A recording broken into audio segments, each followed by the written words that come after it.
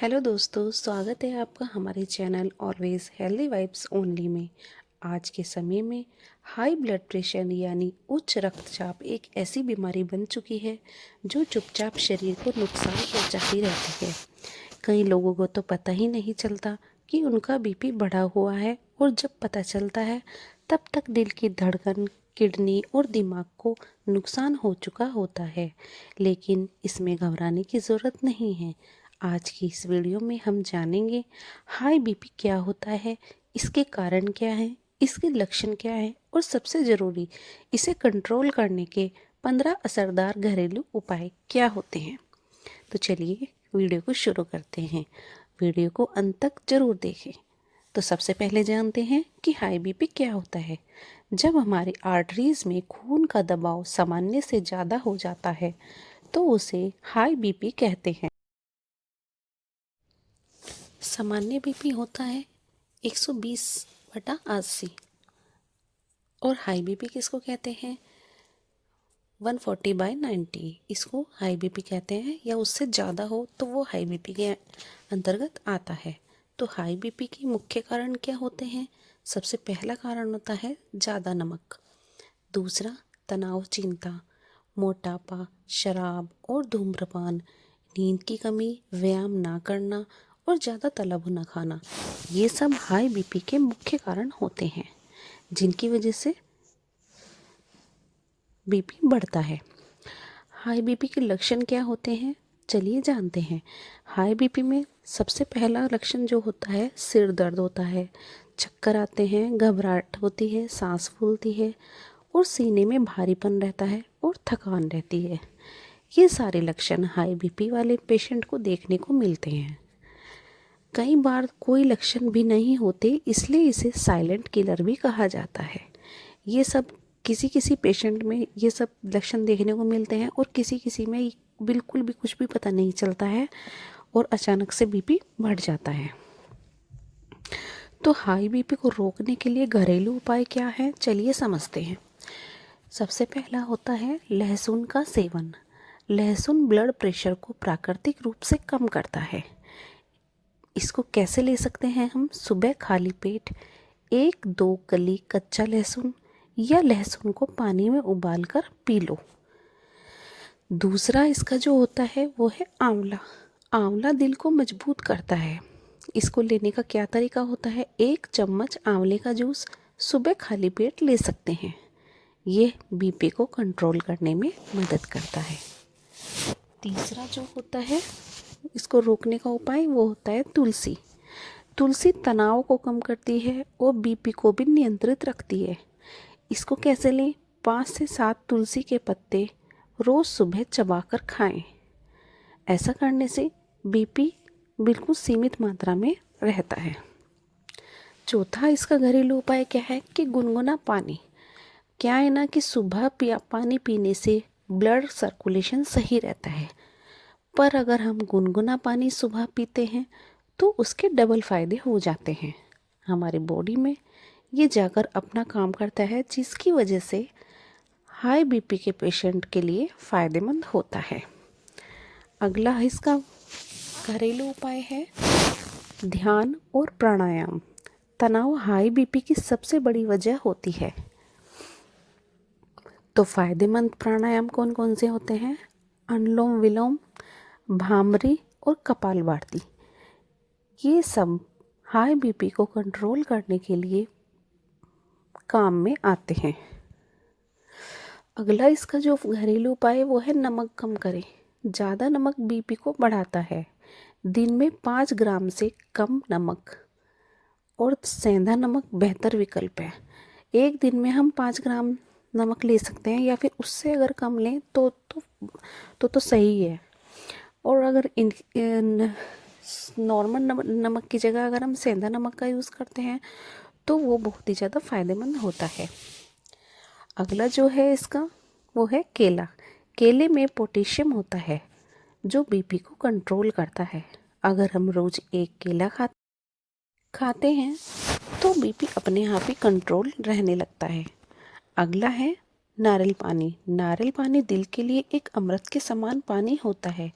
हफ्ते में अगर 3-4 बार हम नारियल पानी पी लेते हैं तो हमारा बीपी कंट्रोल में रहता है। बीपी वैसे तो हटने वाली बीमारी नहीं होती है, पर इसको हम कंट्रोल करके रख सकते हैं। तो एक हफ्ते में कम से कम 3-4 बार अगर हम नारियल पानी पीते हैं तो हमारे बीपी बिल्कुल कंट्रोल में रहता है। और अगर बीपी कंट्रोल में है तो हमारी सारी बीमारियां कंट्रोल में रहती है। बीपी की वजह से ही कोलेस्ट्रॉल, डायबिटीज़, ये सब बीमारियां बढ़ती हैं। अगर हम बीपी को ठीक रखते हैं तो हमें और बीमारी होने की संभावना नहीं रहती है। अगला इसका है अलसी के बीज। अलसी के बीज बीपी और कोलेस्ट्रॉल दोनों को घटाते हैं। इसको हम कैसे ले सकते हैं? 1 चम्मच पीसी अलसी को दही या पानी के साथ हम ले सकते हैं। अलसी में वैसे तो बहुत ही ज़्यादा मात्रा में बहुत सारे न्यूट्रिएंट्स पाए जाते हैं, एंटीऑक्सीडेंट पाए जाते हैं। ये बीपी को कंट्रोल करने में बहुत ज़्यादा मदद करती है। इसको 1 गिलास पिसी हुई अलसी को हम गुनगुने पानी में मिलाकर अगर ऐसे ही पी जाए तो भी वह बीपी को कंट्रोल करने में मदद करती है। या फिर उसको हम 1 चम्मच पिसी अलसी को दही में मिलाकर खाएं तो भी हमारा बीपी कंट्रोल में रहता है। अगला है इसका हल्दी वाला दूध। हल्दी वाला दूध सूजन कम करती है। रात को सोने से पहले अगर हम इसको लेते हैं तो हमारा बीपी भी कंट्रोल रहता है। इसके साथ साथ हमें और भी बातों का ध्यान रखना चाहिए, जैसे वजन को नियंत्रित रखें। 5-10 किलो वजन कम करने से बीपी अपने आप कम हो सकता है। हमें अपने वजन कम करने के लिए एक्सरसाइज करनी चाहिए। रोज़ 30 मिनट टहलना चाहिए या फिर तेज़ तेज़ चलो। वॉकिंग करने के लिए हमें सुबह का टाइम चुनना चाहिए। या फिर अगर हम ये नहीं कर सकते हैं तो हमें एक्सरसाइज करनी चाहिए। वैसे तो तेज़ चलना दिल को मजबूत बनाता है। खाने के बाद कम से कम 500 कदम और रात को खाने के बाद कम से कम 1000 कदम हमें डेली चलना चाहिए। वैसे तो 10,000 स्टेप अगर हम अपनी रूटीन में रखते हैं तो हमारा हर तरह से जो बीमारी लगी हुई है वो हर तरह से हट जाएगी। पर अगर ये 10,000 कदम हम नहीं चल सकते हैं तो हमें 500 कदम दिन में और 1000 कदम रात को खाने के बाद ज़रूर चलना चाहिए। इससे हमारा बीपी बिल्कुल कंट्रोल में रहेगा। अगला है कैफ़ीन को कम करें। चाय कॉफ़ी ज़्यादा पीने से बीपी बढ़ता है। दिन में कम से कम 1 कप से ज़्यादा चाय ना पिएं। कॉफ़ी का सेवन हम कभी कभी कर सकते हैं, वो भी ज़्यादा नहीं, सिर्फ 1 कप। और हमें क्या करना चाहिए? हमें अपनी भरपूर नींद लेनी चाहिए। कम से कम 7 से 8 घंटे की नींद हमारी बॉडी के लिए बहुत ज़्यादा फ़ायदेमंद होती है। इससे भी हमारी आधी बीमारियां ख़त्म होती है।